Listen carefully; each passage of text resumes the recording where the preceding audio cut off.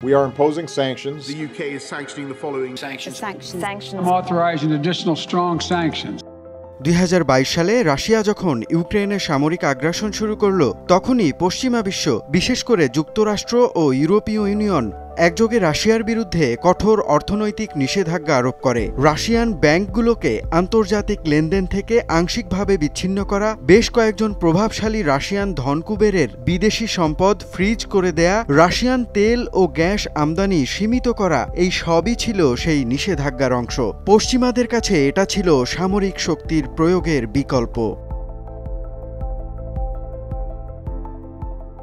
অর্থনৈতিক নিষেধাজ্ঞা এমন এক আন্তর্জাতিক কৌশল যার মাধ্যমে কোনো দেশ বা আন্তর্জাতিক সংস্থা অন্য কোনো রাষ্ট্র, ব্যক্তি, প্রতিষ্ঠান বা গোষ্ঠীর অর্থনৈতিক কর্মকাণ্ডে বাধা সৃষ্টি করে। উদ্দেশ্য টার্গেট পক্ষকে কোনো একটি কর্মকাণ্ড বন্ধ করতে বা নীতি পরিবর্তন করতে বাধ্য করা। যুদ্ধ বা সামরিক পদক্ষেপের ঝুঁকি না নিয়ে এটি একটি মাঝামাঝি পথ হিসেবে কাজ করে, যেখানে কথাবার্তা, কূটনৈতিক আলোচনা এবং আর্থিক চাপ একযোগে ব্যবহার করে একটি কাঙ্ক্ষিত ফল আদায়ের চেষ্টা চলে।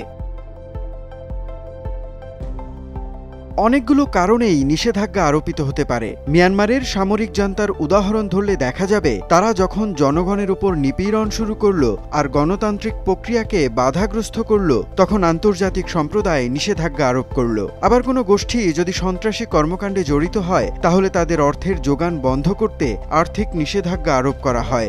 একইভাবে ইরান কিংবা উত্তর কোরিয়ার পারমাণবিক কর্মসূচি নিয়ন্ত্রণে আনতে তাদের ওপর দীর্ঘদিন ধরে নিষেধাজ্ঞা চলে আসছে।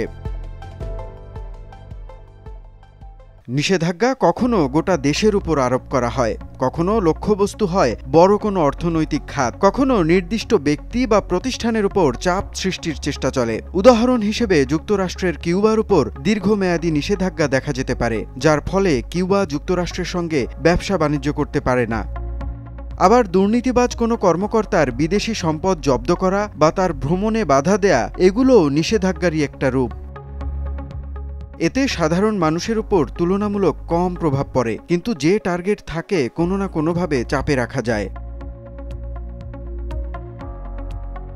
অনেক সময় নিষেধাজ্ঞার মধ্যে থাকে অর্থনৈতিক লেনদেন বন্ধ করা, যেমন কোনো দেশের কেন্দ্রীয় ব্যাংক বা বড় বড় ব্যাংকের অ্যাকাউন্ট ফ্রিজ করে দেয়া। ইরানের ক্ষেত্রে পশ্চিমা নিষেধাজ্ঞা তাদের তেল বিক্রিতে সীমাবদ্ধতা এনেছিল। এসব নিষেধাজ্ঞার ফলে টার্গেট রাষ্ট্রের মুদ্রার মান পড়ে যেতে পারে, মূল্যস্ফীতি বেড়ে যেতে পারে, বিদেশি বিনিয়োগ কমে যায়। ইরানের ক্ষেত্রে যেমন অর্থনীতি সংকুচিত হয়েছে, রাষ্ট্রীয় আয় কমে যাওয়ায় সাধারণ মানুষকে নিত্যপণ্যের উচ্চ মূল্য সামলাতে হয়েছে। খাদ্য, ওষুধ, জ্বালানি সংকট দেখা দিয়েছে। ইরাকের বিরুদ্ধে জাতিসংঘের নিষেধাজ্ঞাগুলো 1990-এর দশকে সাধারণ মানুষের উপর মারাত্মক প্রভাব ফেলেছিল।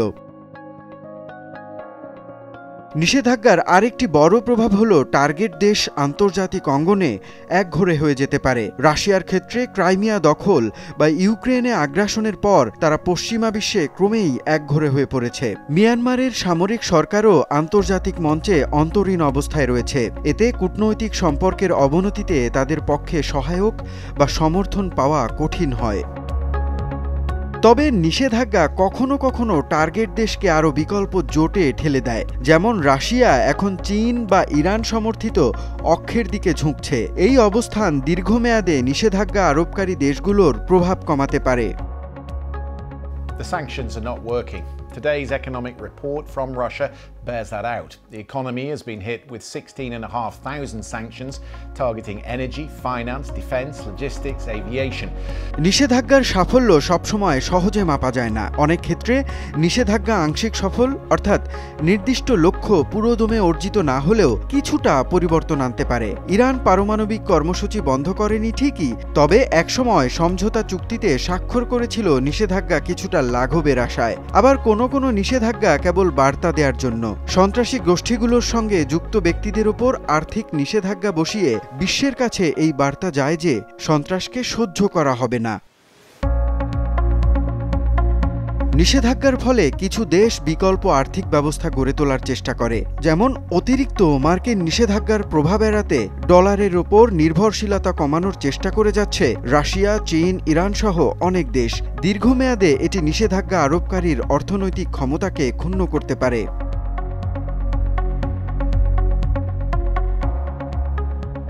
অর্থনৈতিক নিষেধাজ্ঞা এক ধরনের শান্তিপূর্ণ চাপ সৃষ্টির কৌশল, যা সামরিক হস্তক্ষেপের আগেই কূটনৈতিক পথে সমস্যা সমাধান করার চেষ্টা করে। এর কার্যকারিতা এক এক পরিস্থিতিতে এক এক রকম। কোনো দেশে এটা কাজ করে, অন্য দেশে কাজ করে না, বা একেবারে উল্টো ফল দেয়। বড় পরিসরে নিষেধাজ্ঞা সাধারণ মানুষের দৈনন্দিন জীবনকেও দুর্বিষহ করে তোলে, যা নিয়ে আন্তর্জাতিক সম্প্রদায় বরাবরই দ্বিধায় ভোগে। তবু বিশ্ব নিরাপত্তা ও কূটনীতিতে নিষেধাজ্ঞা আজও গুরুত্বপূর্ণ হাতিয়ার। রাশিয়া ইউক্রেন সংঘাত থেকে মিয়ানমার, ইরান ও উত্তর কোরিয়ার পারমাণবিক কর্মসূচি, সবখানে নিষেধাজ্ঞার ভূমিকাই বলে দেয় শান্তিপূর্ণ অথচ চাপ সৃষ্টির এই পন্থা আরও অনেক দিন ব্যবহৃত হবে। মুনিম রাব্বি, যমুনা নিউজ।